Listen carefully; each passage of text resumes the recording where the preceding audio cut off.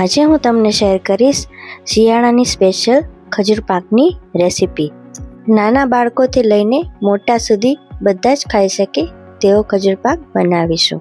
ઘરે એકદમ સ્વાદિષ્ટ ખજૂર પાક બનાવવા માટે મેં અહીંયા 1 કિલો જેટલો ખજૂર લીધો છે.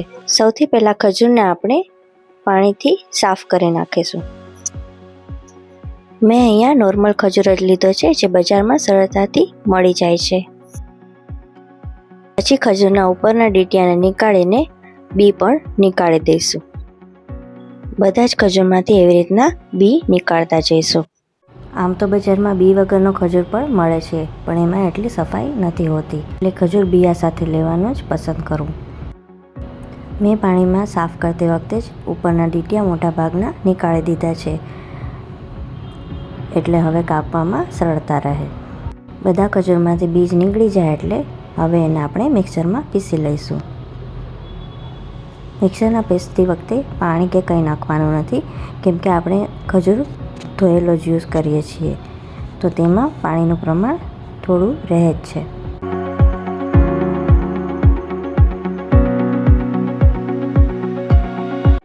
પછી આપણે ડ્રાયફ્રૂટને કટ કરી લઈશું. મેં અહીંયા ડ્રાયફ્રૂટમાં કાજુ, બદામ અને પિસ્તા લીધા છે. સૌથી પહેલાં આપણે બદામને કટ કરી લઈશું. મેં અહીંયા મીડિયમ સાઇઝના પીસીસ રાખેલા છે. આમ તો ડ્રાયફ્રૂટનું બી ચોપર આવે છે, પણ આવી રીતના કટ કરશો તો પીસ એકદમ મોટા અને વ્યવસ્થિત થાય છે, જેથી ખજૂર પાકનો ટેસ્ટ અલગ જ થઈ જાય છે.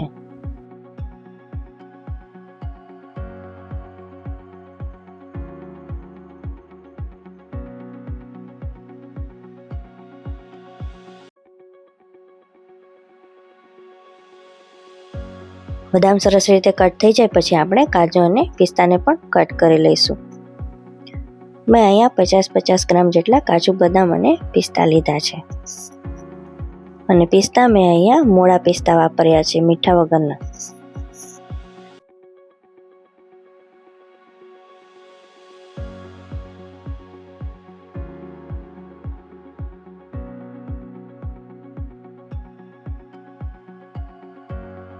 તો તમે જોઈ શકો છો કે ડ્રાયફ્રૂટ એકદમ સરસ રીતે કટ થઈ ગયું છે.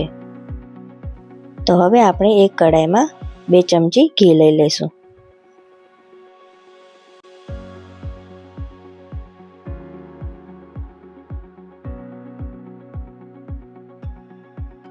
ઘી ગરમ થઈ જાય એટલે આપણે એમાં ડ્રાયફ્રૂટને સાતળી લઈશું.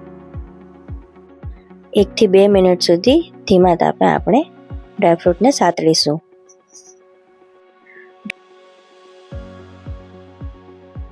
અહીંયા મેં 1 કિલો ખજૂરની સામે 150 ગ્રામ જેટલું ડ્રાયફ્રૂટ એડ કર્યું છે.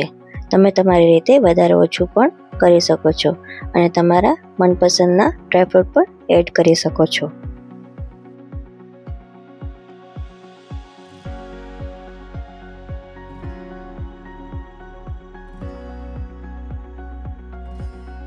ડ્રાયફ્રૂટની સાથે સાથે તમે મગજતરીના બી અને ખસખસ પણ એડ કરી શકો છો.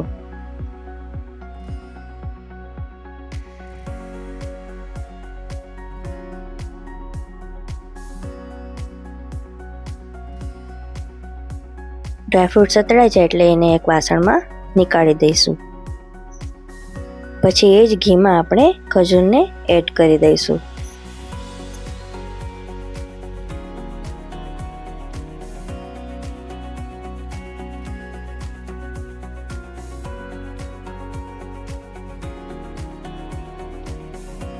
પછી ખજૂરને 8 થી 10 મિનિટ સુધી મીડિયમ ફ્લેમ પર આપણે શેકતા જઈશું. આ ખજૂર પાક ગોળ કે ખાંડના ઉપયોગ વગર જ તૈયાર થાય છે અને એકદમ શક્તિવર્ધક અને ફાયદાઓથી ભરપૂર છે. જેમ જેમ ખજૂર શેકાતો જાય છે તેમ તેમ એનો કલર ચેન્જ થતો જાય છે. મેં અહીંયા નોર્મલ ખજૂર યુઝ કર્યો છે, પણ તમે પોચો ખજૂર પણ યુઝ કરી શકો છો. જો તમે પોચો ખજૂર યુઝ કરતા હોય તો એમાં મિક્સરમાં પીસવાની કોઈ જરૂર નથી.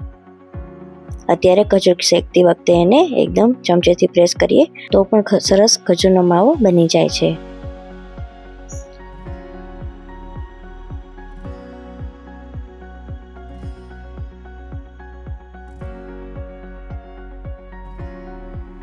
તો તમે જોઈ શકો છો કે ખજૂરમાંથી ધીરે ધીરે ઘી છૂટું પડવા માંડ્યું છે, એટલે ખજૂર સરસ રીતે શેકાઈ ગયો છે.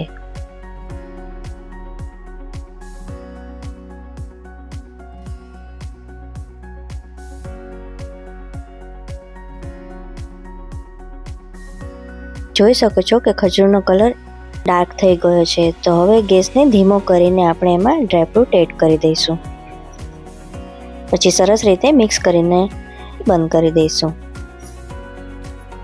તમે જોઈ શકો છો કે ખજૂર પાક એકદમ સરસ રીતે તૈયાર થઈ ગયો છે.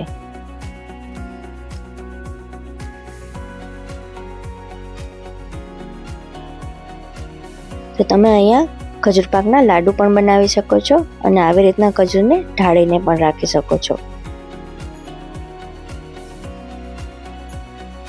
એનર્જી બૂસ્ટર અને હાડકાને પણ મજબૂત કરે તેવું આ રેસીપી તમે જરૂર ટ્રાય કરજો.